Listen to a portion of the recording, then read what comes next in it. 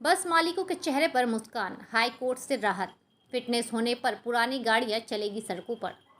आप सबका स्वागत है न्यूज़ लाइन कोलकाता में। आखिरकार राहत की सांस ली है बस मालिकों ने। कोलकाता की सड़कों पर अब 15 साल पुरानी व्यावसायिक गाड़ियां फिलहाल बंद नहीं होगी। सार्वजनिक परिवहन व्यवस्था को बनाए रखने और बस मालिक संगठनों की लंबे समय से चलती आ रही मांग को ध्यान में रखते हुए राज्य सरकार ने पुरानी बसों को चालू रखने का प्रस्ताव को सिद्धांत रूप में मंजूरी दी है। पूरे दिन भर क्या किया? कभी कांग्रेस, कभी बीजेपी, कभी टीएमसी, दिन भर लगा रहता है भैया। हाँ, न्यूज देखते देखते इस समय आ गया भाई साहब, अपना व्यापार खड़ा करना है, अपने बिजनेस को बड़ा करना है। चालू करिए अपने कपड़े का व्यापार, हमारे साथ में कंपनी वेट कर रही है इतना सारा आइटम लेकर के। अभी का भी कॉल करिए। अब इस निर्णय को कुछ शर्तों के साथ मान्यता दी है कोलकाता हाई कोर्ट ने। नए नियम के तहत कोई भी व्यावसायिक वाहन अगर 15 साल पुरानी है तब भी वो सड़क पर चलने योग्य है या नहीं, ये तय करने के लिए साल में 2 बार फिटनेस सर्टिफिकेट लेना होगा। इस परीक्षण में पास होने पर ही सड़क पर चलने की अनुमति मिलेगी। ये सर्टिफिकेट होगा पुरानी गाड़ियों के लिए हरी झंडी। सोमवार को परिवहन विभाग और 6 बस मालिक संगठनों के बीच हुई एक महत्वपूर्ण बैठक में इस फैसले पर सहमति बनी। ये तय हुआ कि साल में 2 बार 12,500 रुपये खर्च कर गाड़ी की तकनीकी जांच कराकर फिटनेस सर्टिफिकेट लेना होगा। प्रदूषण जांच के लिए अतिरिक्त 100 रुपये देने होंगे। ये सर्टिफिकेट 6 महीने के लिए वैध होगा। सरकार का तर्क स्पष्ट है, अगर एक झटके में सारी पुरानी बसों को बंद कर दिए गए तो शहर की सार्वजनिक परिवहन व्यवस्था चरमरा जाएगी।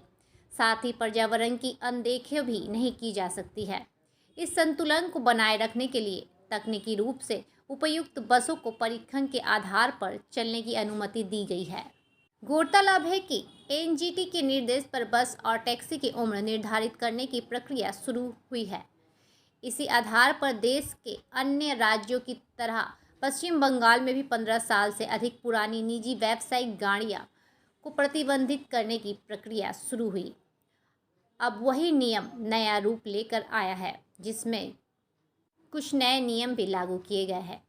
राज्य के परिवहन मंत्री स्नेहाशीष चक्रवर्ती ने इस मुद्दे को लेकर कोलकाता हाई कोर्ट का रुख किया था और कोर्ट से सकारात्मक रुख पर उन्होंने संतोष जताया। इनके अनुसार सरकार को सबको साथ लेकर चलना होता है। एक ओर पर्यावरण का ख्याल रखना पड़ता है तो दूसरी ओर आम लोगों की रोजी रोटी और परिवहन की भी चिंता करनी पड़ती है। इसलिए अभी 15 साल पुरानी गाड़ियों को बंद नहीं किया जाएगा, बल्कि साल में 2 बार फिटनेस और प्रदूषण की जांच की जाएगी। उनका मानना है कि अगर कोई व्यक्ति 15 साल बाद भी गाड़ी की अच्छी तरह रख रखाव करता है तो केवल समय सीमा पर हो जाने के कारण उस गाड़ी को छोड़ना पड़े, ये सही नहीं है। इस फैसले से उम्मीद है कि शहरवासी और बस मालिक दोनों ही लाभान्वित होंगे।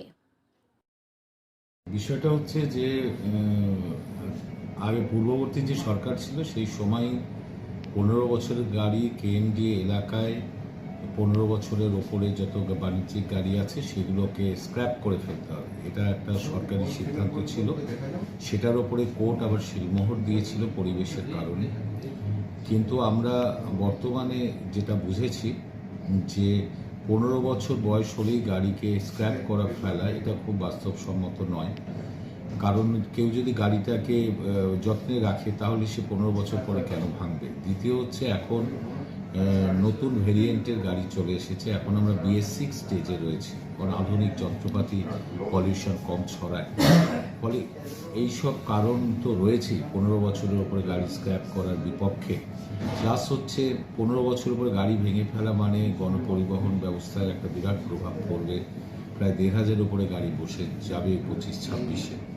আমরা এর জন্য আমাদের মুখ্যমন্ত্রীও বলেছিলেন যে গাড়ির বয়সেটা যদি বাড়ানো যায় কিংবা তার গাড়ির বয়স তার স্বাস্থ্য পরীক্ষার উপরে নির্ধারণ হওয়া উচিত। আমরা এই সব কারণেই আমরা যেহেতু এটা কোর্টের অর্ডার ছিল, আমরা কোর্টেরই দ্বারস্থ হয়েছি। রাজ্য সরকারও কোর্টের আইনি প্রক্রিয়ার মধ্যে দিয়ে গাড়ির মালিকদের পক্ষেই আমরা ছিলাম যে গাড়ির বয়স 15 বছরে ভেঙে ফেলা, স্ক্র্যাপ করা এই ব্যাপারটা যদি তুলে দেওয়া যায়। তো আমাদের হাইকোর্ট অনেকটাই পজিটিভ মতামত দিয়েছে, আমাদের নির্দেশ দিয়েছে। ফলে আমরা যেটা এখন করতে পারবো সেটা হচ্ছে গাড়ির 15 বছরের পরে বিশেষ পরীক্ষা, অর্থাৎ যেটা পলিউশন টেস্ট বা ফিটনেস যেটা প্রতি বছর হতো, সেটাকে আমরা বছরে 2 বার করব, অর্থাৎ 6 মাস অন্তর করব। ফলে আমরা দেখব টেস্ট করে করে গাড়ি